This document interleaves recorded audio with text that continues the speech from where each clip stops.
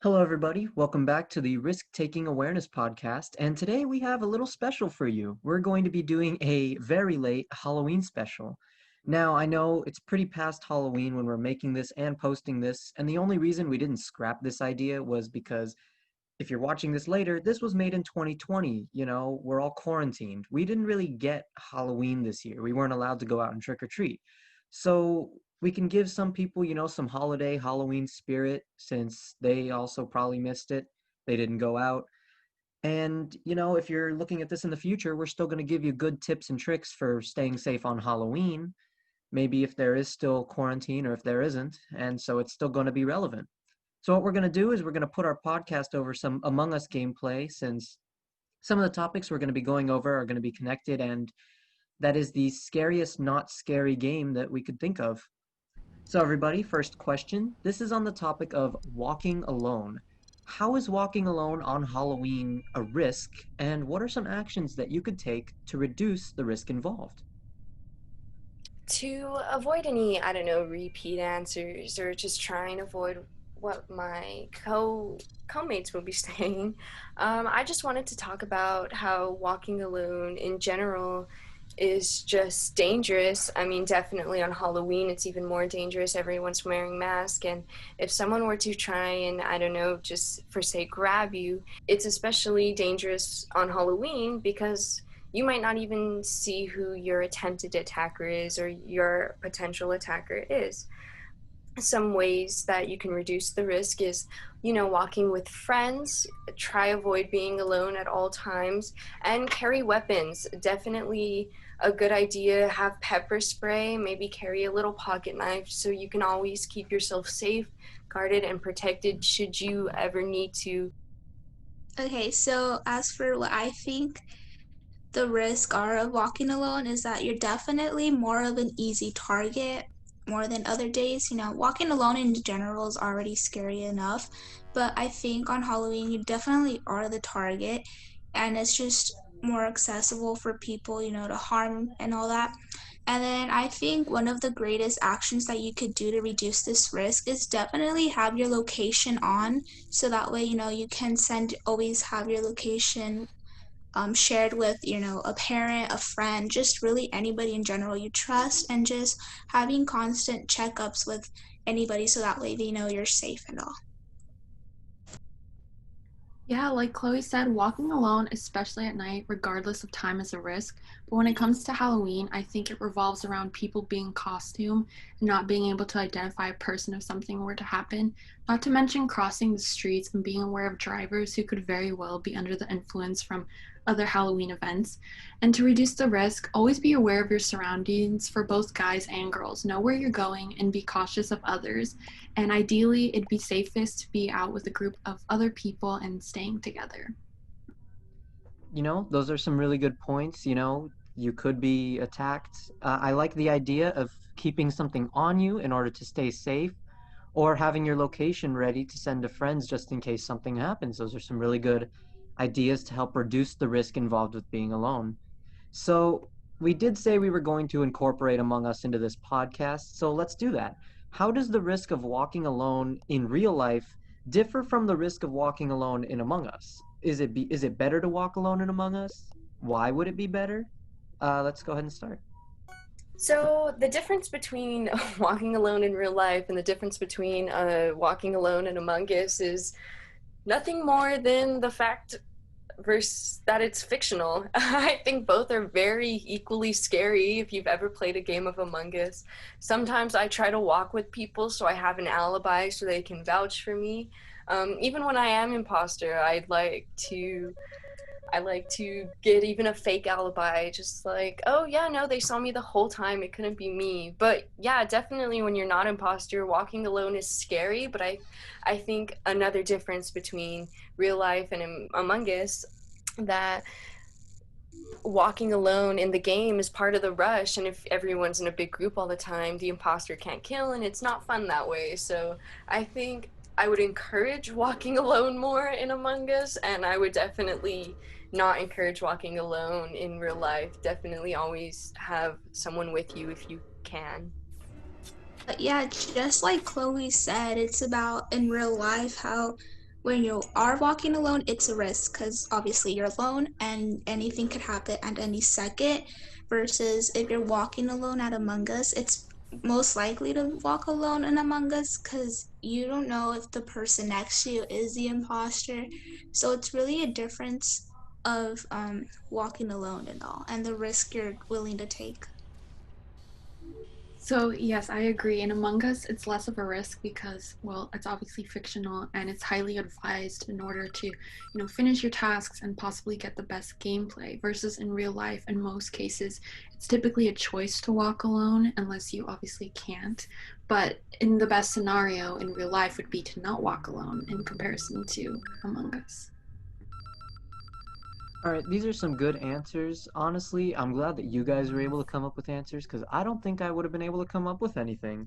This definitely was a weird question, but we kind of needed an excuse to put our gameplay in over it. So I hope our viewers don't hate that too much. But let's move on from such a weird question. Let's go ahead and talk about candy. Now, everybody knows the major risk regarding candy is that there could be something in it. Now, everybody knows also that checking your candy, opening it up, making sure that there's nothing in it is a good way to circumvent this risk. But can you guys think of any creative other ways to make sure that there's nothing in it? And if you can't, that's okay. Just say that you can't because we hopefully will have an audience that'll start to come up with ideas, and if they think of something, maybe they'll drop a comment in the comment section. Wink, wink. So I think a great way to inspect candy, because you don't want to risk eating like poison candy, is definitely inspect the wrapped treats for any signs of tampering. So you see any little holes poked through the wrappers and any unusual appearance or discoloration, and even like the scent it gives off. So you can definitely avoid that risk of any poison in the candy or just overall any harm. I think the most obvious way is an appearance and noticing if it's clearly been tampered with, but other times it may not be as obvious to others, which is why this is not a very creative answer, but I'm just going to explain anyways, unless somebody doesn't know. So the one thing you can do, and it's like I said, not necessarily creative, but having an eye for detail and checking for puncture holes or even sometimes candy that has been resealed is usually easier to open or has loose wrapping. Quick reminder to the parents, don't let your kids eat anything until you can get home. Or even for siblings, like don't let your siblings or any family member eat anything until you can get home and check it first. You always want to make sure that you can check the candy for anything before the kids would eat it. But besides checking it, making sure it doesn't look wrapped funny or there's no unusual puncture marks. If most of the time people have a really strong gut feeling, and if you just don't feel right about a certain piece of candy, or even if you don't feel right about the whole bag, it might just be safer to throw it out, and you can always go buy candy yourself at the store to make up for it. Always trust your gut feeling, and if you feel something isn't right, it probably isn't.